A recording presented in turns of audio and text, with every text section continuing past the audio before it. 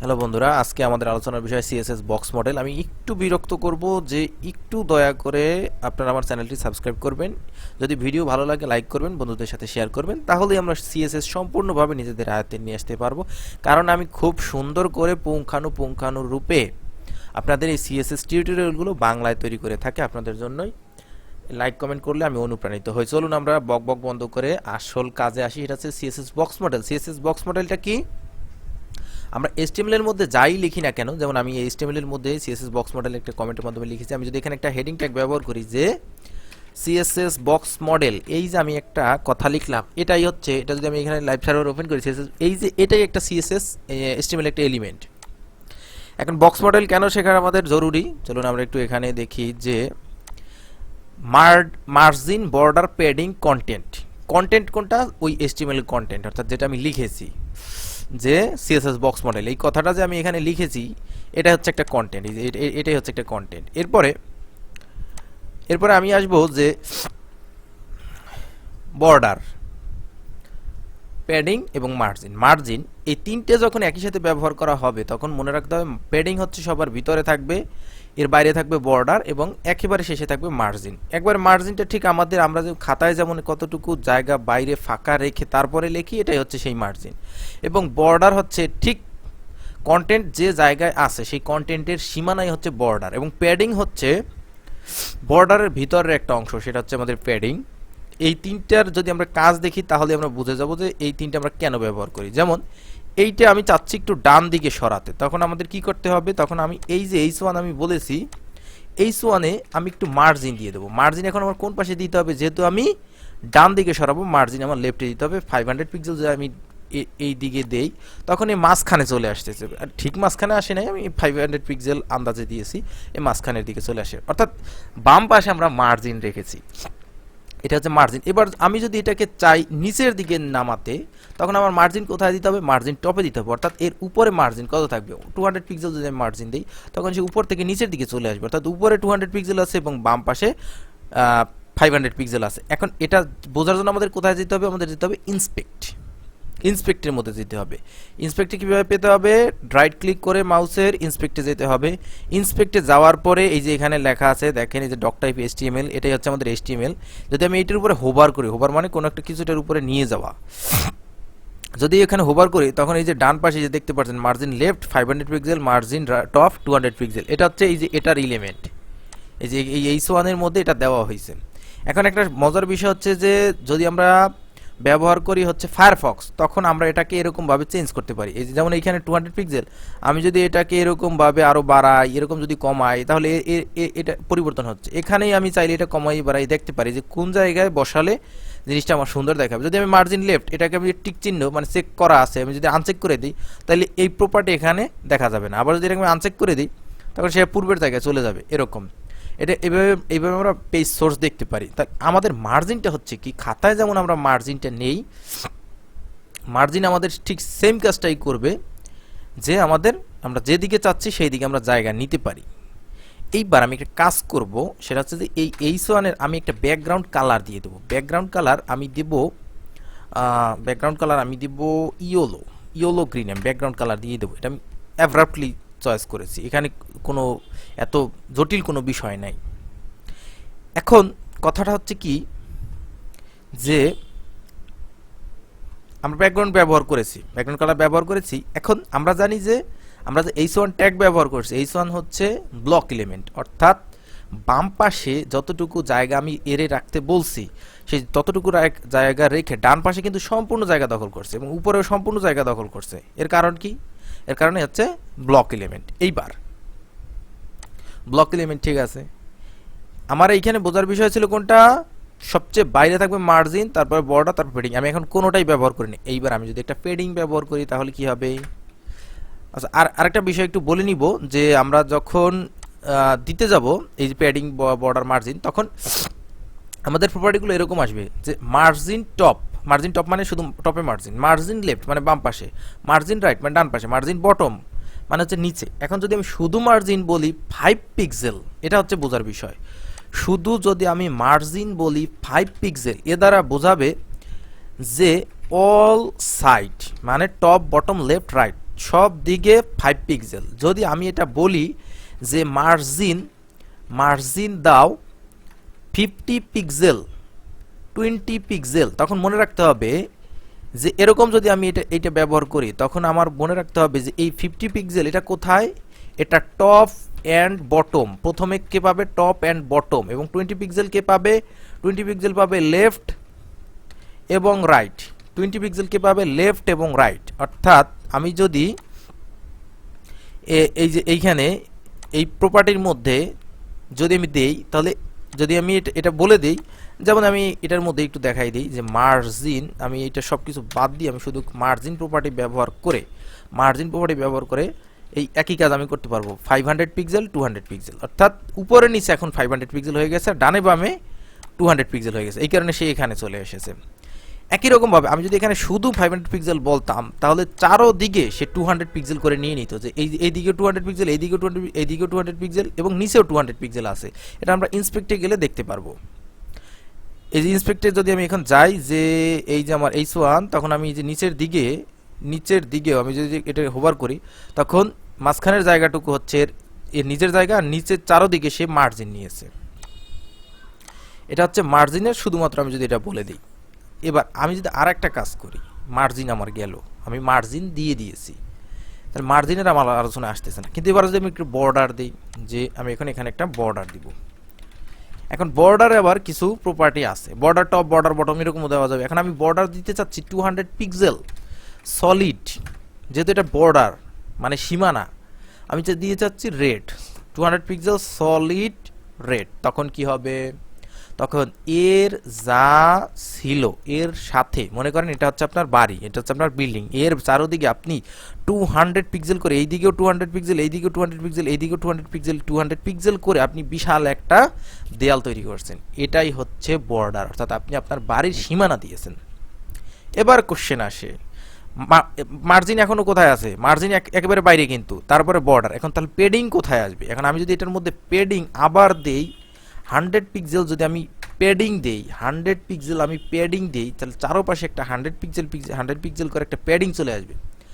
তখন কি ঘটলো, তখন কিন্তু এই যে সিএসএস লেখাটা ছিল এর চারোদিকে কিন্তু 200 100 পিক্সেল, এদিকে 100, এইদিকে 100, এইদিকে 100, এইদিকে 100 পিক্সেল করে কিন্তু নিয়ে নিছে।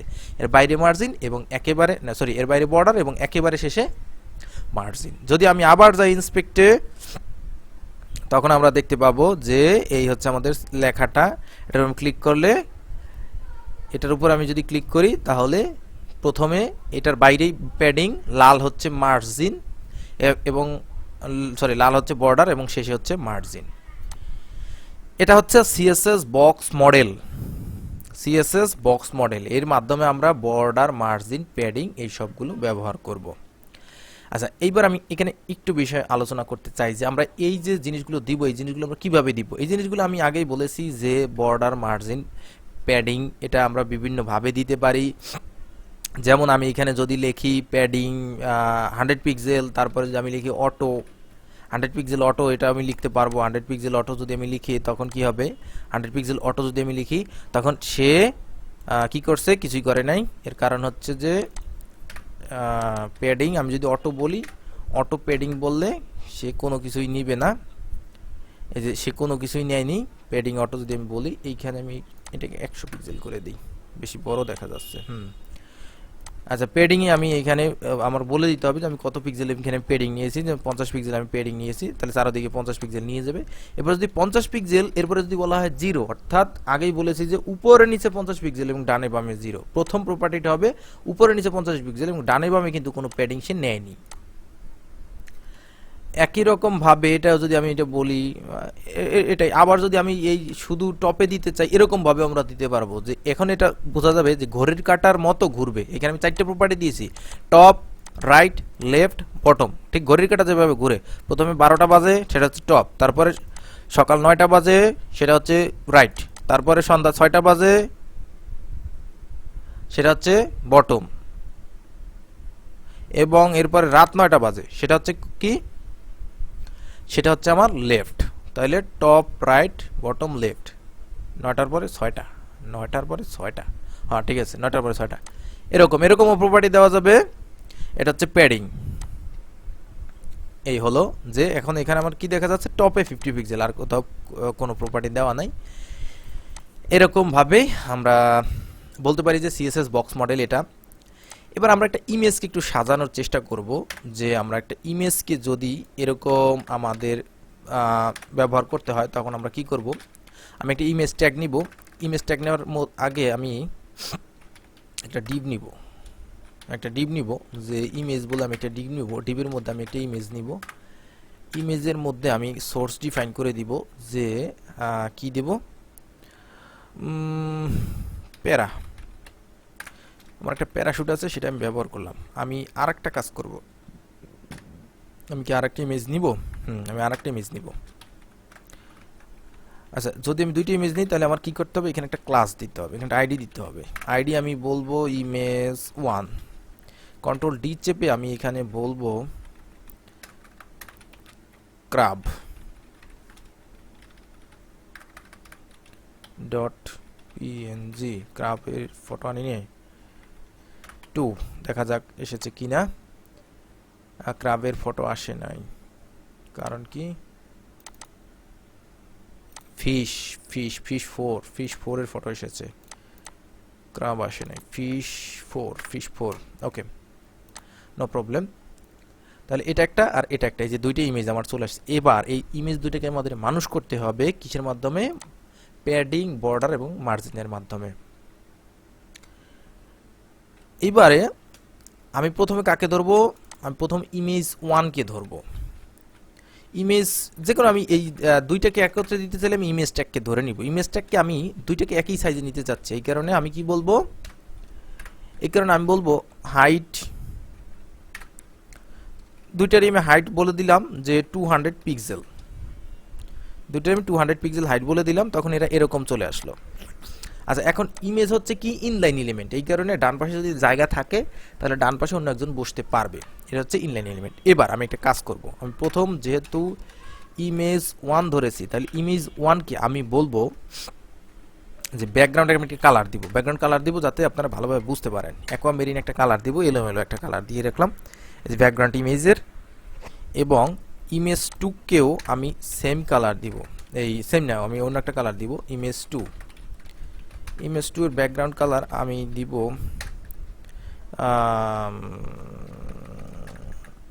এটা এলোমেলো, শুধুমাত্র বোঝানোর জন্য আমি এইখানে ব্যাকগ্রাউন্ড কালার এটা ব্যবহার করতেছি। আচ্ছা, এই যে বাম পাশে যে খালি জায়গা দেখা যাচ্ছে, এটা আমরা ইউনিভার্সাল ট্যাগ ব্যবহার করে, এটা হচ্ছে ডিফল্ট ইউনিভার্সাল ট্যাগ ব্যবহার করে আমি এখানে মার্জিন এবং প্যাডিং 0 করে দিয়ে এবং বক্স সাইজিং বর্ডার বক্স লিখে দিলে আমার ওটা চলে যাবে। তখন এটা মাঝখানে এরকম চলে আসলো। আমি একটু জুম করে দেখাবো, জুম না, আমি এটা কি করব, হাইট আমি 300 পিক্সেল দিয়ে দেবো, তখন একটু বড় দেখাবে।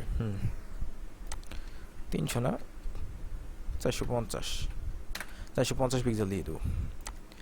আচ্ছা, এইবার আমরা যে জিনিসগুলো শিখেছি সেগুলো আমরা এখানে ব্যবহার করব। এবার আমি চাচ্ছি যে এই ইমেজের চারপাশে একটু জায়গা থাকুক, সুতরাং আমাকে কি ব্যবহার করতে হবে, আমার ব্যবহার করতে হবে মার্জিন। চারপাশে একটু জায়গা থাকুক, কত পিক্সেল থাকতে পারে, 50 পিক্সেল আমি চারপাশে জায়গা চাচ্ছি। 50 পিক্সেল চারপাশে জায়গা সে নিয়েছে, 50 পিক্সেল জায়গা চারপাশে সে নিয়েছে। Image 1 margin 15 pixel. এবার আমি যদি কমেন্ট করে দিই তখন এরা আবার পূর্বের অবস্থায় ফেরত যায়। ইমেজ 1 এ আমি মার্জিন ব্যবহার করেছি 50 পিক্সেল, ইমেজ 1 এ মার্জিন ব্যবহার করেছি 50 পিক্সেল, 50 পিক্সেল মার্জিন ব্যবহার করেছি। আচ্ছা, ইমেজ 2 তেও যদি আমি মার্জিন 50 পিক্সেল ব্যবহার করি, তখন এর বরাবরে চলে আসে। ইমেজ 2 তে যদি আমি 50% মার্জিন ব্যবহার করি তাহলে এর বরাবরে চলে আসলো। পরবর্তীতে আমি চাচ্ছি এদের উভয়ের একটা বর্ডার থাকুক। বর্ডার আমি 2 পিক্সেল সলিড ব্ল্যাক কালারে বর্ডার দিব। তখন এই যে বর্ডার চলে আসলো, এই সেম প্রপার্টি আমি এর মধ্যেও দিয়ে দেবো, এরও বর্ডার চলে আসলো। আচ্ছা, এইবার আমি যদি একটা প্যাডিং ব্যবহার করি, সবার আমি যদি 50 পিক্সেলের একটা প্যাডিং ব্যবহার করি, 50 পিক্সেলের যদি আমি একটা প্যাডিং ব্যবহার করি এর মধ্যে, তখন কি হয়? তখন কিন্তু এই জিনিসটি হচ্ছে বোঝার বিষয়। প্যাডিং কিন্তু সে কিভাবে নিয়েছে তার কিন্তু জায়গা ডিফাইন করা যায়, আপনি এতটুকু জায়গার মধ্যে থাকবেন। কারণ আমি ইমেজকে কি বলেছি, আমি ইমেজকে বলেছি হাইট বলেছি 450 পিক্সেলের মধ্যে দুইটি ইমেজই থাকতে হবে, এবং যখন আমি প্যাডিং 50 পিক্সেল দিয়েছি তখন কিন্তু সে ভিতরের দিকে চলে গেছে। এখন এইখানেই আমি আবার ইন্সপেক্টে যাব এবং আমি দেখাবো যে আমি যদি এইখানে এই যে ইমেজ, এই যে ওয়ান, এই যে এটার উপরে ক্লিক করে এই যে এখানে যদি আমি আসি এবং এইখানে আমি ব্যবহার করেছি প্যাডিং ব্যবহার করেছি 50 পিক্সেল, এটা যদি আমি বাড়াই তখন ও আস্তে আস্তে ছোট হইতে থাকবে। এর কারণ কি? এর কারণ তাকে বলা হয়েছে যে প্যাডিং, প্যাডিং কি বুঝাইছিলাম, প্যাডিং হচ্ছে ভিতরে জায়গা নেওয়া, কন্টেন্টের নিজের ভিতরের দিকে ঢুকে যাবে। এবং এই যে প্যাডিং এ যত আমি বাড়াবো তত ছোট হতে থাকবে, তত ছোট হতে, এবং যত আমি কমাবো তত বাইরের দিকে আসতে থাকবে। এখন প্যাডিং এখানে জিরোর বেশি নিতে পারতেছে না, এর কারণ কি? 0 পিক্সেল পর্যন্ত, কারণ এর বাইরে সে যেতে পারতেছে না, এই কারণে প্যাডিং এখানে নিতে পারবে না। এটা গেল প্যাডিং। একই রকম ভাবে এই যে মাছ আছে, এই মাছের আমি যদি আরো প্যাডিং এটার মধ্যেও যদি 50 পিক্সেল প্যাডিং দিয়ে দিই তখন সেও ছোট হয়ে যাবে। একই রকম ভাবে একেও আমরা চাইলে আরো প্যাডিং দিয়ে দিয়ে একে আমরা আরো ছোট করে ফেলতে পারি। তাহলে এই তিনটা হচ্ছে আমরা এরকম ভাবে আমরা সুন্দরভাবে সাজাতে পারি ইমেজ দেখে দেখে, ইমেজ অনুসারে। এটা হচ্ছে আমাদের সিএসএস বক্স মডেল। সাবস্ক্রাইব করতে কিন্তু ভুল করা যাবে না।